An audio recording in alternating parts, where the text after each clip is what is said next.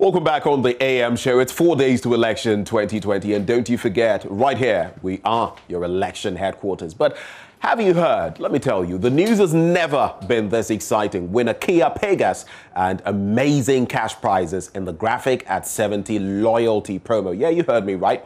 Just send a screenshot of your daily subscription to Graphic News Plus to attract points.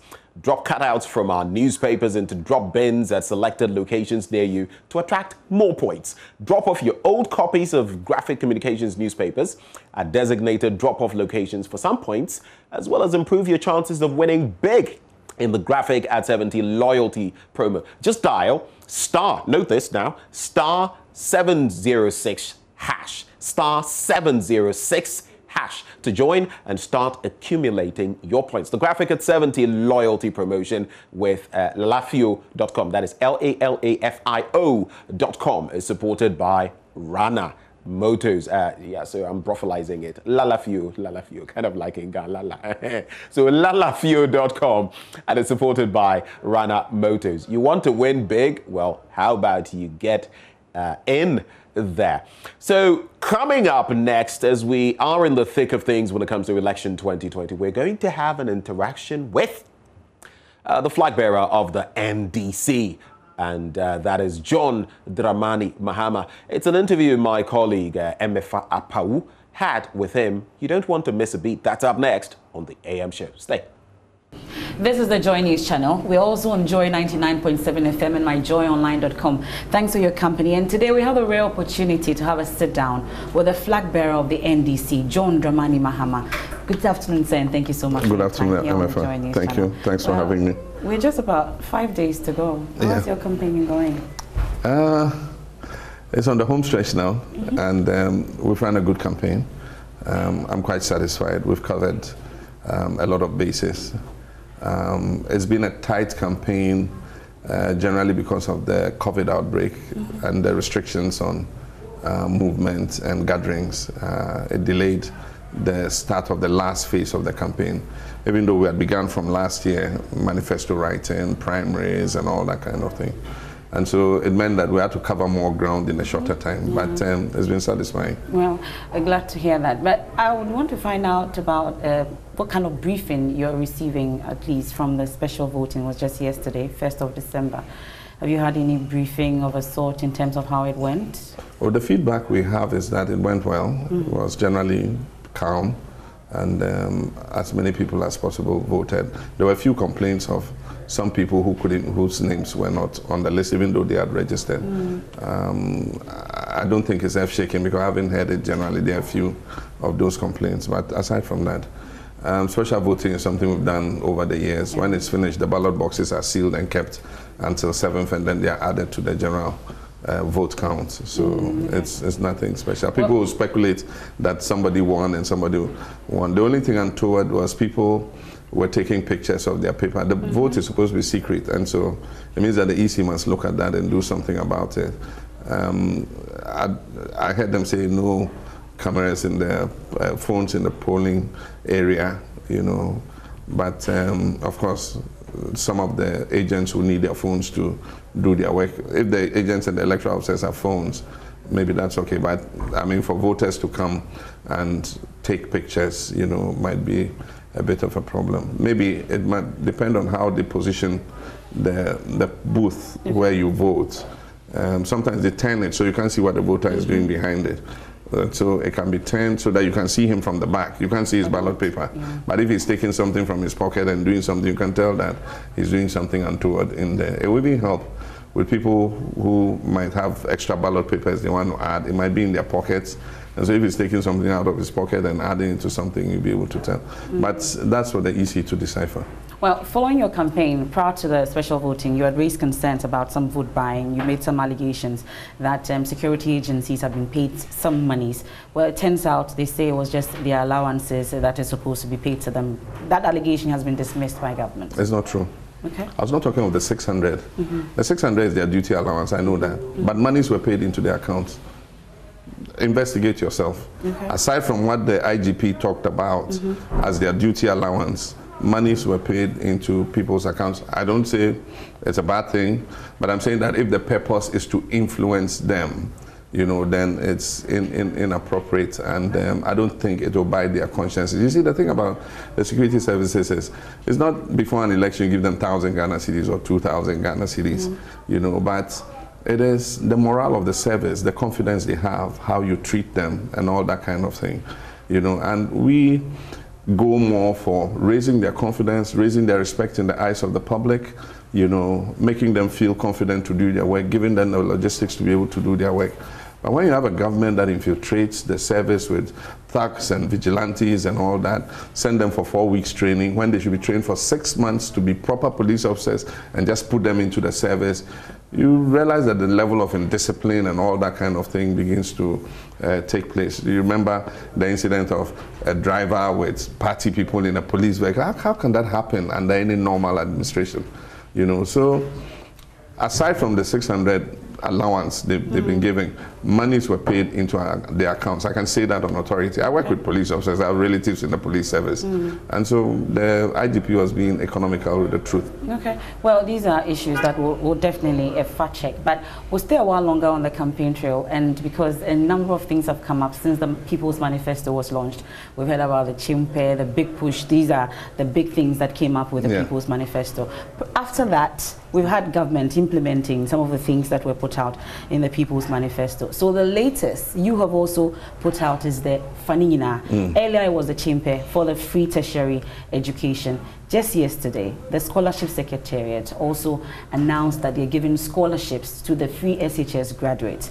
Really, it now raises the issue about, is it just a last-minute campaign just to deceive Ghanaians to vote for the NDC? What really is it? Do you even get the understanding on what the difference between what government is giving and what you're also giving? Oh, the Scholarship Secretariat did? Oh, okay. Yesterday they announced that you're giving a scholarship to first years. Yeah, first year students. Oh, okay, well. That's after you announced the funding now. Well, we didn't know that. What happens is our education committee, came up with a recommendation and said that the fees that the first years have to pay are quite bigger than what the continuing students pay. And so if you do the Chimpe policy, they are not likely to benefit as much as the continuing students. And so we should do something more, significant for them. And they did the costing and they brought it.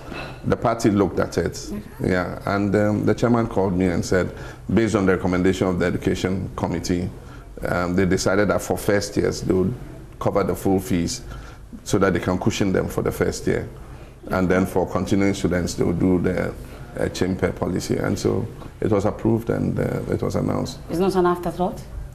Oh, well, as we go on, we continue to announce, more initiatives, because you come across some things that were not captured completely and you just enhance it. This is not even a new announcement, it's an enhancement of an existing policy.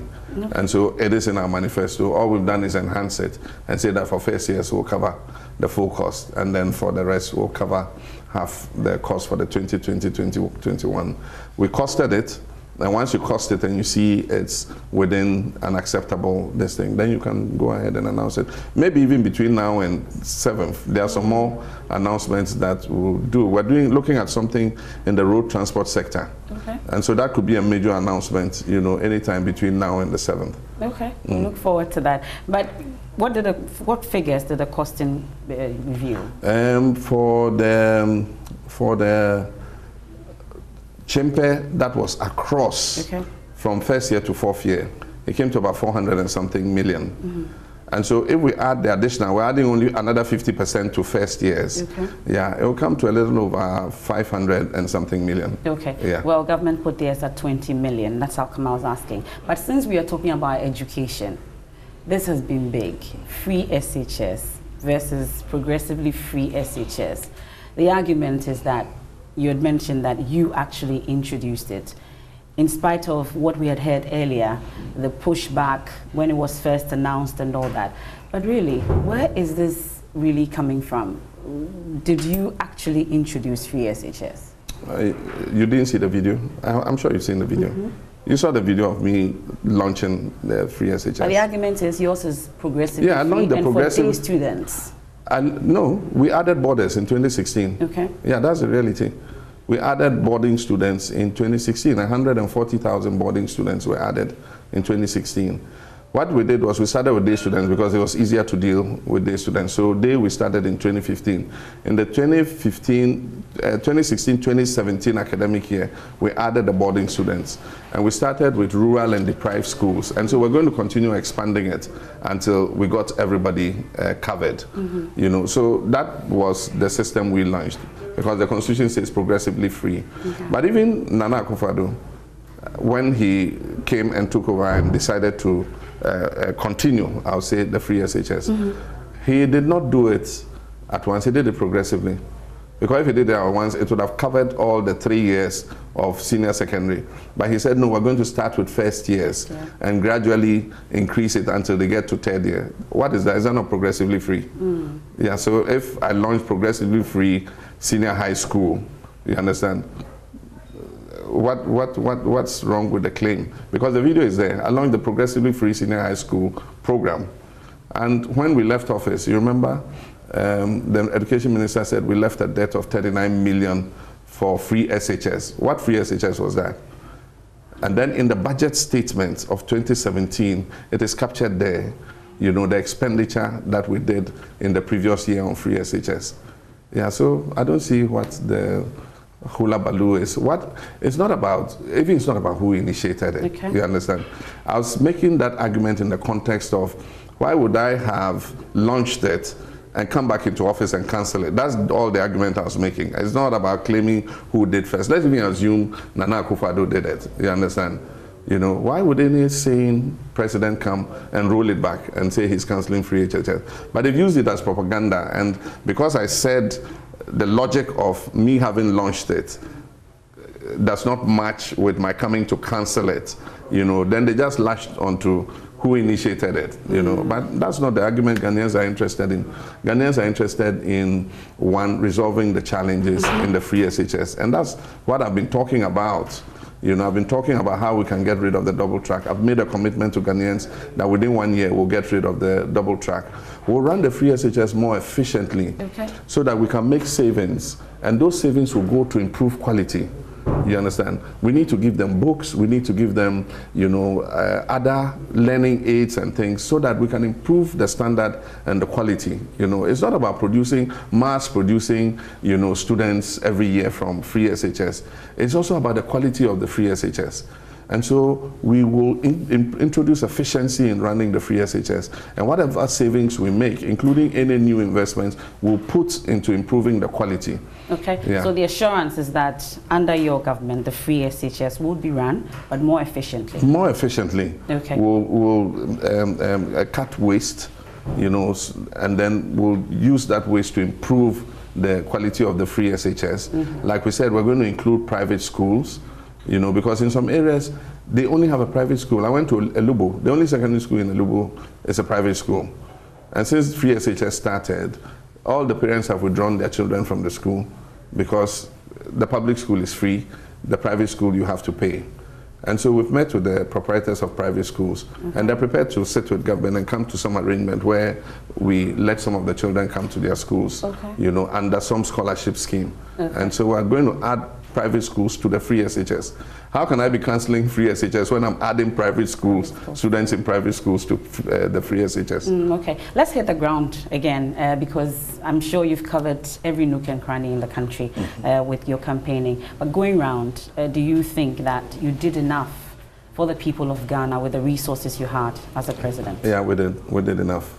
I mean, if you look at our track record, in terms of social and economic infrastructure, it is unparalleled in the history of the Fourth Republic. We added more social and economic infrastructure in one single administration than any other administration.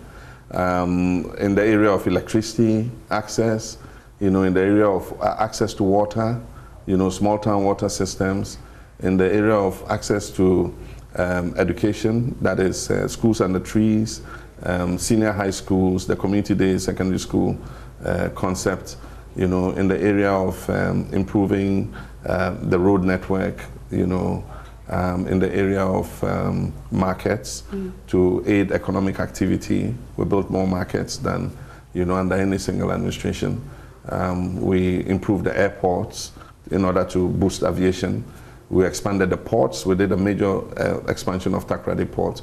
We did a major expansion of Tema Port. And so our track record is, you know, unbeatable when it comes to social and economic infrastructure. Then the question Of course, we faced some crisis.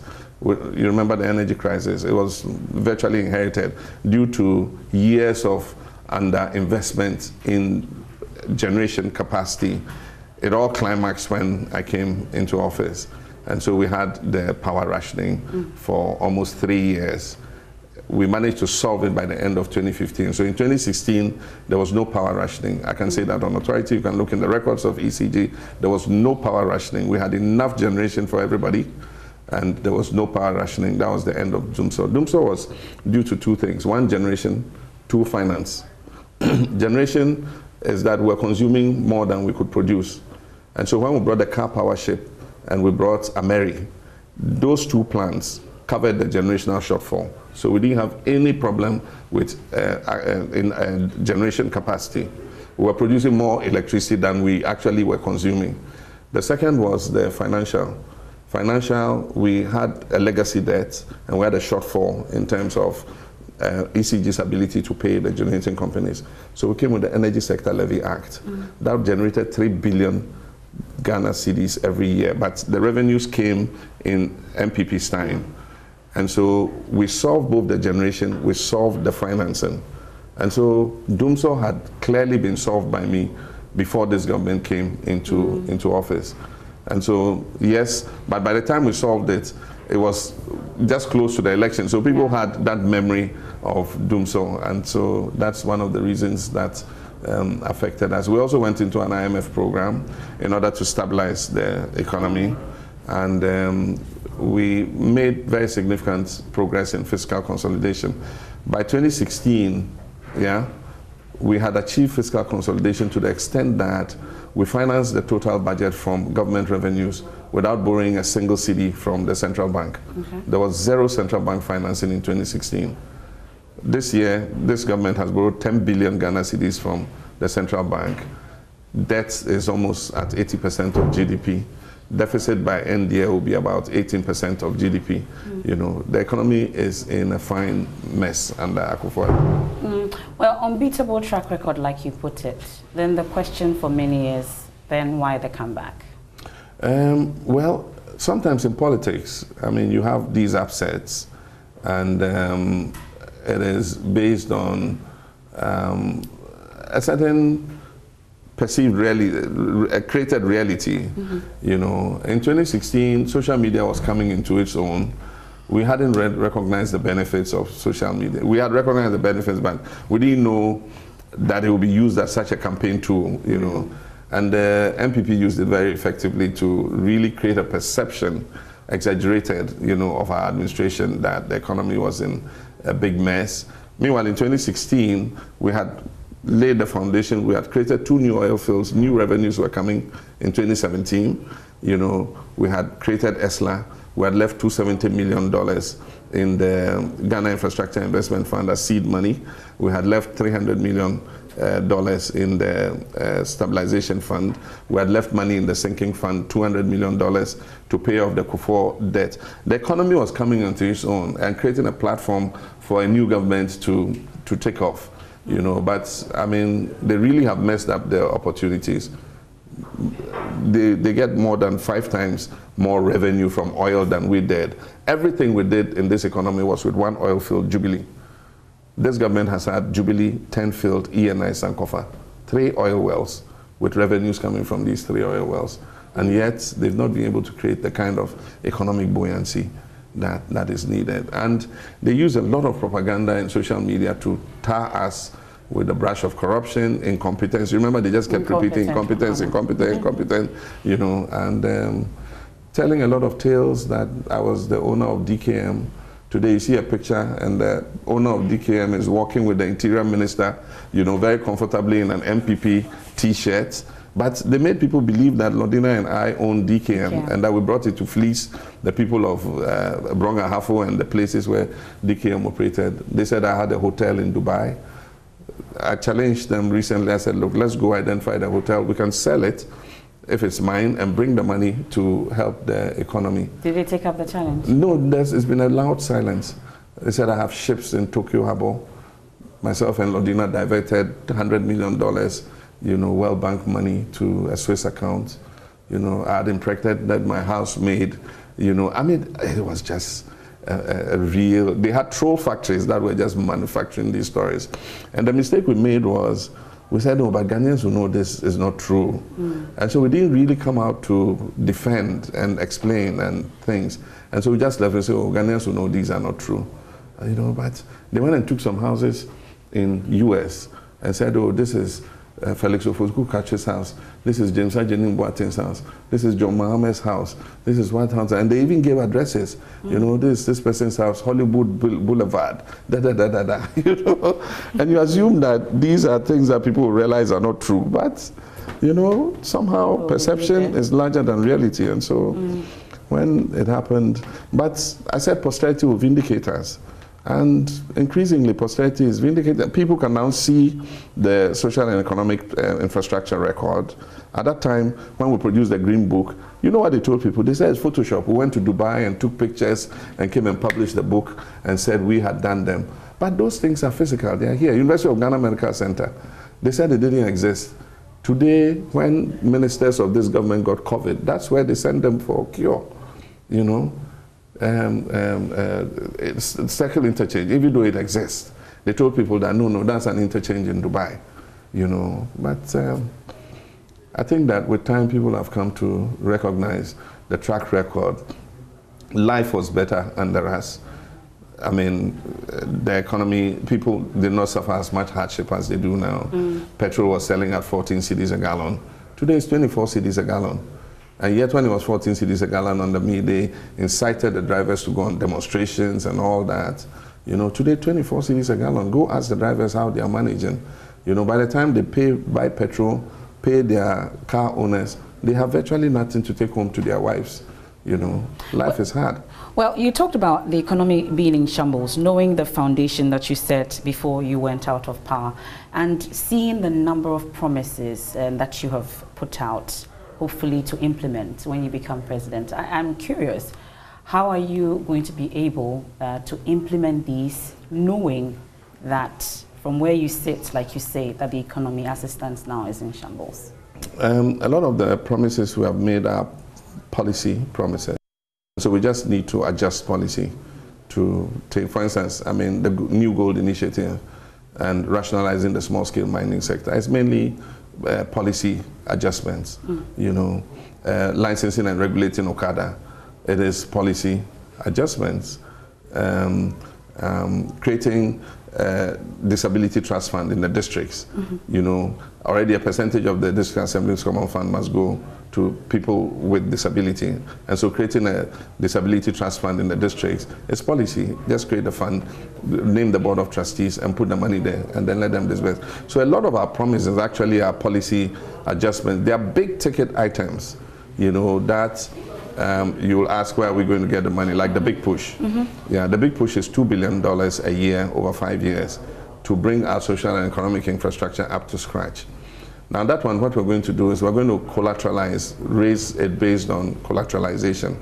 And so we're going to collateralize parts of the oil ABFA, the annual budget funding amount, and then we use a vehicle like we did, the Ghana Infrastructure Investment Fund, and we'll put the money in. We can forecast what the revenues will be over the 5-year period. And once we know what those revenues will be in terms of the collateralized vehicle, then we'll use that vehicle to borrow, go on the market and borrow the 10 billion. We'll do it in a transparent manner. We'll do a round table. We'll bring all the investors and everybody around, and we'll say, look, Ghana needs to raise 2 billion. We want the lowest possible, what we can get, the lowest possible offer. And that's what we'll take, and then we'll put it in. But it will have a multiplier effect because that investment is going to go into Ghanaian enterprises. We're going to use it to expand the pharmaceutical industry so that they can employ more people and then export more into the sub-region. And then at the same time, produce for the local market. We're going to expand the list of drugs that we must buy locally and not import. And the Ghana Health Service will purchase those drugs locally so that the pharmaceutical industry can get more money. We're going to invest in dualizing our roads using Ghanaian construction companies because they have the capacity to be able to do that. So that money will go into Ghanaian companies. They'll pay taxes. They will employ people. You know, so it will have a multiplier effect. So that's the one with the big push. We're going to invest in agro-processing capacity in what we call the crop processing zones. So we're mapping the whole country and showing which crop is produced where, and look at those that we can process, like tomatoes, process the tomatoes for both local consumption. But we eat a lot of tomato anyway, so I don't see us exporting tomato, processing it for local consumption, processing ginger for local consumption and export, processing pepper for local consumption and export, processing cashew for local consumption and export, processing fruits for local consumption and export. You can do juice concentrate, which has a good value in the international market, where they remix it and produce various fruit juices. So there's a lot that we can do.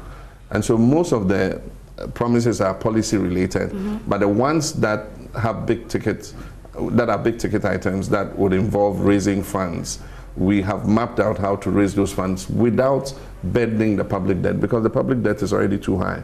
At 80% of GDP, you cannot be adding more debt on it. We'll also do financing on balance sheets for state enterprises, like we did for the airport company to build Terminal 3. It was not added onto the public debt. It was borrowed off the balance sheet of Ghana airport companies, escrowing part of their passenger service levy over a period of time to pay down the cost of T3. You know, Tema Port, it was Gapoha and Partners, MPS, that we asked to raise the money to do the expansion of Tema Port. So those kinds of, you know, arrangements would help us to be able to implement those big ticket items. What would you say to those who say that you have overpromised? Because this was one of the key issues that we raised, at least with this particular government, that the number of promises, and I've heard you say that people were hoodwinked into voting for them because of the number of promises they made. But it appears you have those promises are rational and they've been well thought through. And they are promises that will pay dividends. For instance, I haven't promised $1 million per constituency per year. But I've said that in the Bono region, where they produce a lot of cashew, we will put a processing plant to process their cashew. That is not an overpromise. It's possible for a government to do that. And we can do it either leveraging the big push or leveraging private sector to do it. And so I don't see what's over.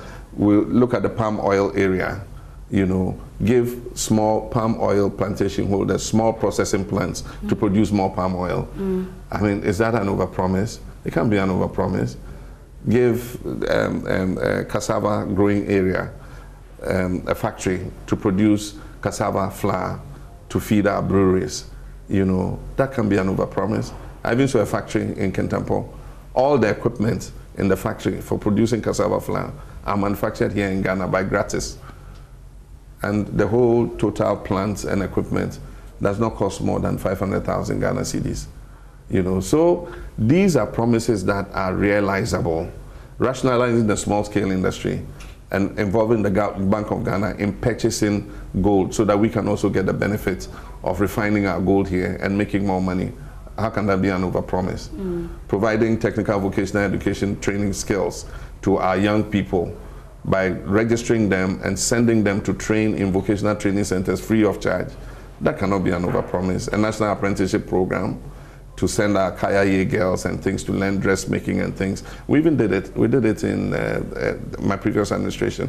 We brought the Kayas, we sent them for 6 months training in sewing and other things. And when they finished, we gave them sewing machines and other things and gave them transport. We put them in buses, we took them back home. And some of them, when they went back home, they stayed. Of course, there were a few who went back home. They still found that things were not good, so they came back. But these are not, I don't consider them to be over promises. I know that you have to leave us, but I would first want to find out, let's talk about the election. How much does it mean to you? This is an election about our future. It's an election about our children's future. And so it's a very critical election. It's a high-stakes election. I know all the parties are geared up to try to win the election, but we need to give it careful thought and consideration, that, for a government that came with a lot of promise and raised expectations, I mean, what that really has been the performance of this administration. In terms of social and economic infrastructure, nil. I mean, if you go around, they've not done any social or economic infrastructure. They put up their delivery tracker. They had to take it down because a lot of the input there was false, and the only claim is to, trying to end opification by building toilets. But we were building toilets in our time, but it wasn't one of the achievements that we put in our list of achievements, because these were things we left to the district assembly to do.